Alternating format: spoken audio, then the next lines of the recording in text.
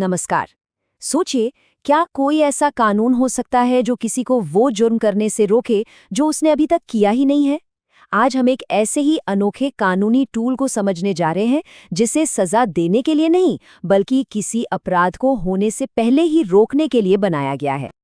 बस यही वो सवाल है जिसके इर्द गिर्द भारत का एक नया कानून घूमता है, भारतीय नागरिक सुरक्षा संहिता 2023 की धारा 129।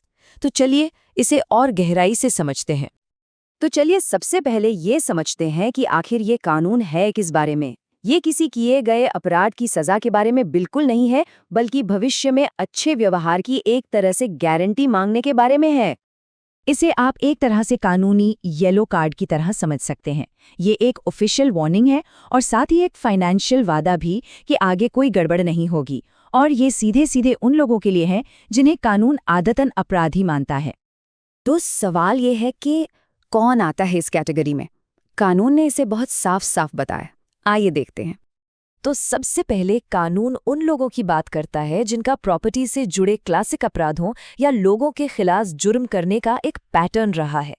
यहाँ जो सबसे जरूरी शब्द है वो है आदतन।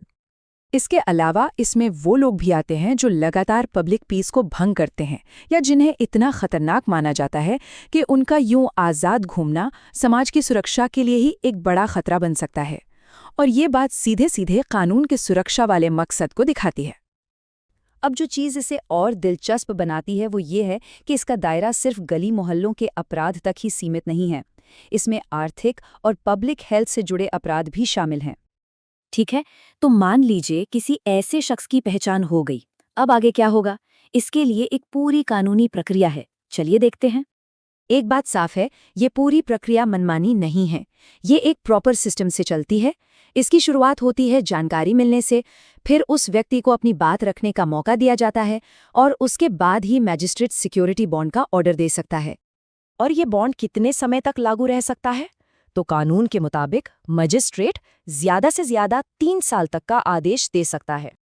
लेकिन सवाल ये है कि ऐसे कानून की आखिर जरूरत ही क्या है?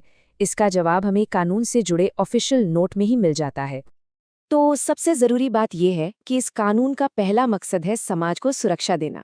मतलब लोगों और उनकी प्रॉपर्टी दोनों को ही ऐसे नुकसान से बचाना जिसका अंदेशा पहले से हो। ये कानून उन लोगों पर भी लागू होता है जिन्हें पकड़ना मुश्किल होता है। मतलब जो सबूतों की कमी या किसी और वजह से उन अपराधों की सजा से बार बार बच निकलते हैं जो वो असल में कर रहे होते हैं। चलिए, तो अब तक हमने जो भी समझा उसे फटाफट एक बार दोहरा लेते हैं।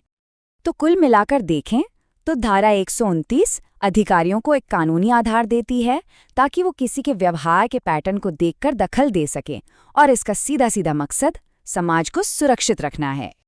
और यहीं पर एक बहुत दिलचस्प सवाल खड़ा होता है, सामुदायिक सुरक्षा के लिए इस तरह की कार्रवाई कब जरूरी हो जाती है और कहाँ पर हमें सुरक्षा और किसी पर पहले से एक्शन लेने के बीच की बारीक लाइन खींचनी चाहिए।